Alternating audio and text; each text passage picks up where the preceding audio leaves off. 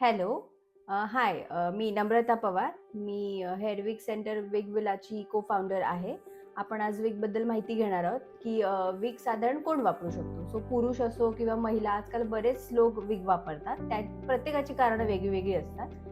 काहींना केस गळतायत म्हणून विग हवा असतो, काहींना खूप जास्त टक्कल पडलेला आहे किंवा काहींची कॅन्सरची ट्रीटमेंट सुरू आहे, ॲलोपेशियाची ट्रीटमेंट सुरू होते.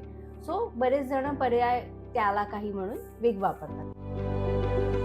आपण ठरवतो की आपल्याला विग यूज करायचा आहे, त्यावेळेस आपण कुठल्या प्रकारचा विग निवडावा याच्यासाठी मी तुम्हाला आज हेल्प करणार आहे. जसं की विग्सचे प्रकार आपण बघू शकतो. त्याच्यामध्ये ह्युमन हेअर विग आहे, सिंथेटिक विग आहे, कॅपलेस विग आहे, फ्रंटलेस विग आहे, राईट. सो ज्याला ज्या पद्धती ज्या विगमध्ये कम्फर्टनेस आहे तसा विग आपण वापरू शकतो. ठीक आहे. सो ह्युमन हेअर विगमध्ये बेसिकली हेअर्स हे ह्युमन हेअर असतात. त्याच्यामध्ये पण remy hair, non remy hair असे दोन प्रकार येतात.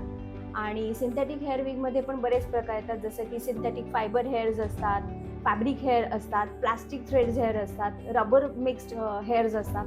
हे सगळे सिंथेटिकमध्ये येतात, राईट. आणि कॅपलेस विगमध्ये कुठल्याही प्रकारची कॅप नसते, डिरेक्टली मोनोफिलामेंट बेस क्राऊनवर आणि बॅकला जस्ट लेस असा तो एक विग असतो. त्याच्यामध्ये बराचसा कम्फर्ट असतो, कारण की स्किनसाठी तो ब्रिदेबल असतो, हवा छान आतबाहेर होते, तुम्हाला कुठलाही त्याच्यामध्ये त्रास होत नाही. लेस फ्रंट विग जो आहे, नावाप्रमाणे फ्रंटला त्याला लेस असते, जी की तुम्ही तुमच्या ओरिजिनल हेअर लाईनप्रमाणे अलाईन आणि अरेंज करू शकता. त्याच्यामध्ये तुम्ही कशीही हेअरस्टाईल केली तरीही ती चांगली आणि नॅचरलच दिसते.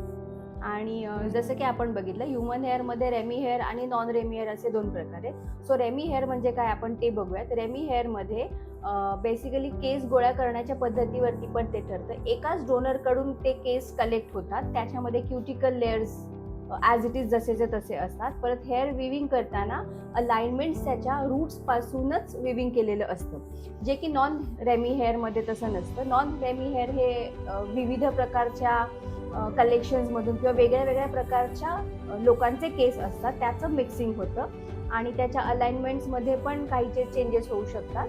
सो रेमी हेअर जो आहे तो तुमच्यासाठी जास्त चांगला असतो. नॉन रेमी हेअरमध्ये कदाचित तुम्हाला इन फ्युचर थोडेसे प्रॉब्लेम येऊ शकतात.